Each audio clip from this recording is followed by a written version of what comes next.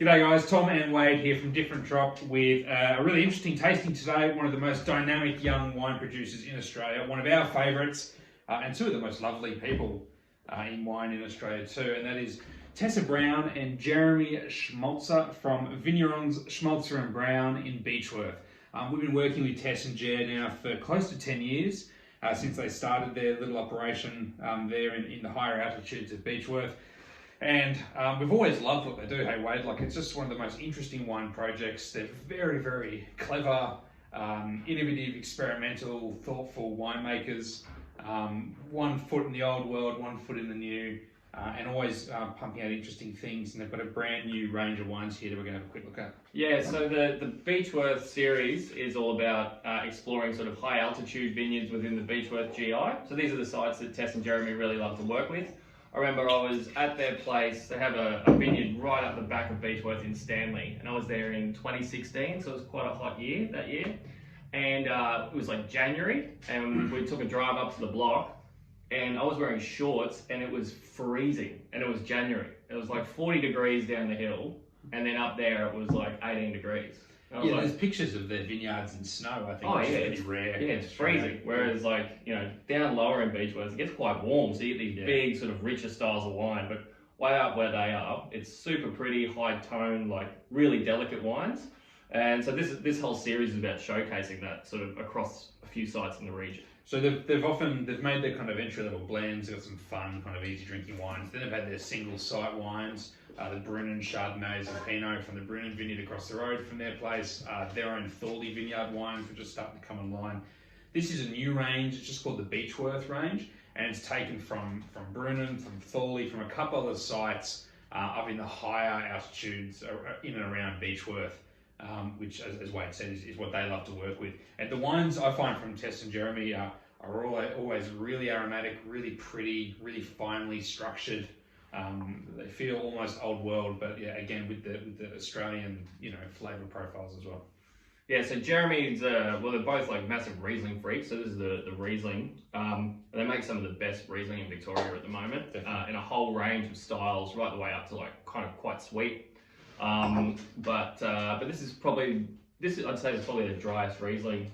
It's only probably a couple of grams of residual, but tight, limey, steely, and very, very delicate. So it's not like a rip your teeth out acidic style of Riesling that you maybe from South Australia or something like that. Just good, soft, moorish deliciousness. Absolutely, it's definitely a riper style than some of their other ones, but not in like a kind of blousy way. It's so much acid, but flavour too. That's fantastic. Love that. Yeah, Victorian Riesling. Yeah, good stuff. So next wine is Chardonnay. Now Chardonnay is probably what put Schmolzer Brown on the map. Would have been maybe their 2014 Vignerons Chardonnay, I reckon. Yeah, maybe. Yeah, that's the first one, I think. Which got some great reviews, and if you know anything about Beechworth, Chardonnay is probably the variety that the region is most well known for. Think Giaconda, Sorenberg, Sabater, Domenico, all these amazing wines. And then you've got Schmolzer Brown, which is definitely the goose in that lineup of ducks. It's a different style. You've got big, powerful wines further down, lower altitudes. Theirs has always been more finely boned, more, I hate to say it, but Don't say it. Oh, okay, I won't say it. Yeah. No. Yeah. But just in terms of how to think about it in the context of these bigger Chardonnays for these other guys. Yeah, it's definitely not your monster truck Beechworth Chardonnay by any stretch, but what it is very, very complex and delicate, and like it's got plenty of flavour, but it doesn't like sort of bash you over the head with it. No. And this probably has a little bit more upfront cuddliness than some of their other Chardonnays, which to be honest need time, they need cellaring. Maybe the vintage too, there's a real playfulness from the 2022s. Yeah, this wine last year, so this is the second release of the Beechworth Chardonnay. The previous vintage was very tight, quite linear, whereas this has definitely a little bit more upfront flavour as a young wine, and their Chardonnays always develop really well in bottle as well. Beautifully, yeah. Yeah, they're not really made for guzzling in the park, these ones, guys. This is, mind you, they do have some wines for park guzzling, as I can attest to, but these are fine wines. They're really precise wines. They deserve a big glass, a meal, and time to look over them a bit and to think about them, because they're very detailed, complex, thoughtful wines. Yeah, and if you like a little bit of that struck match sort of flintiness in your Chardonnay, then that's sort of right on the money. Chardonnay in my eye.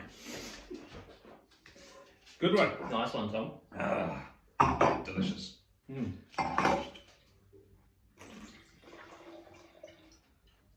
Right. Pinot. So So Beechworth Pinot can be a bit of a funny beast because, yeah, in the warmer parts of the region, can be quite big and muscular and almost a little bit dry ready sometimes. So finding like delicacy and finesse in Beechworth Pinot is sort of quite hard. I've not been a fan, really, to be honest, of Beechworth Pinot. Not that the wines aren't good, but just exactly as Wade said, just into that dry red territory, lack a bit of character. You may as well just have a Shiraz.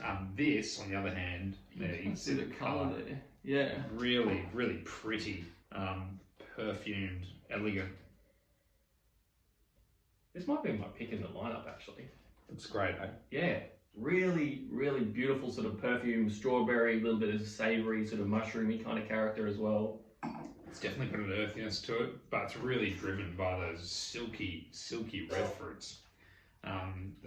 Yeah, sort of like a strawberries and cream character, but not in a confected way, just this really charming purity of fruit. That's gorgeous, isn't it? Wow. All day. Delicious. Yeah, it looks a little Yarra Valley-esque almost, you know, in stylistically. It's not like some of the Victorian Pinots from this part of the world that are dark and muscular and powerful. That's really pretty. Yeah, it's got a nice kind of orange peely sort of finish to it as well. A little bit of like citrus and sort of fresh stingy finish. Good year. Delightful.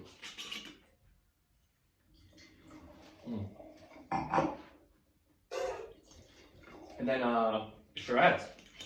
What's it, 16-17% alcohol? Yeah, so again, same as the theme of this whole range, a very elegant expression of Shiraz from like a cooler part of Beechworth. This looked amazing yesterday. How's it look? Yeah. Looks like Lambert. Little bit Lamberty. Sorry, Luke, but this is in that territory. Black pepper. Yeah. Smoked meats. Blue fruit. Yeah.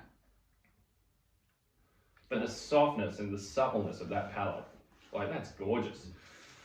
The fineness of tannin, like it's not big chunky Shirazes like, you know, like Aussie Shiraz. That's like, I don't know, definitely more medium bodied and at most. And it's fresh and lively and delicious. But not without complexity. No. And that's the thing. These aren't just glug wines.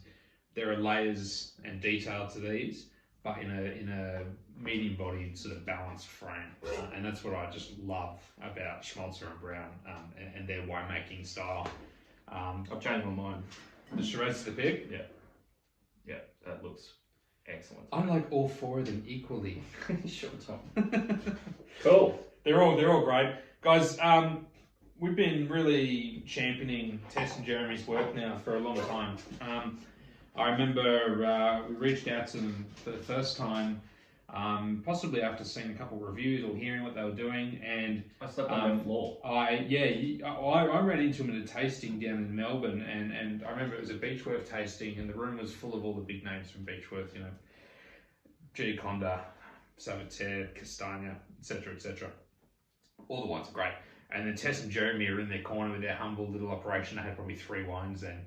And they were so great to talk to and so generous with their time. And the wines were just delicious and approachable and thoughtful. And I was in love from that moment. And the 8 or 10 beers we had immediately after that with them. And then Wade did vintage in the area in 16 and got to know them further. And we've just loved what they've done ever since. I think it's just one of those projects, and I call it a project because of how much thought goes into it, and Jeremy's an architect in his other life too, and it feels right to call it a project. There is so much care and long-term thinking and intention in every single thing that these guys do. Sometimes too much, and we're just like, guys, chill the fuck out. Like, you don't need 37 wines. But they love each and every one of them, and they get little parcels of fruit. They want to do something different with it. And I just think it's so cool and so interesting. And for us, one of the most exciting and potentially important wine projects in Australia. And Schmolzer Brown are going to be an iconic name amongst the artisan wine scene, you know, for decades to come. They're really special. You can see it set up for the long haul. It's like, you know, generational kind of wine producer in the making. Their home block is just coming online over the last couple of years, which is really exciting. They just built a brand new winery up the top on their block. I think there's going to be a little cellar door thing happening there soon as well. Like, it's all very exciting stuff. And this is the first release of this range. So exciting time to get in on the ground floor and check out what these wines are all about. Absolutely. It's a great little set. Amazing set. And not much of them, guys, as always, you know, 50 to 100 cases made of each. So get in quickly and sample these beautiful wines. Cheers. Cheers.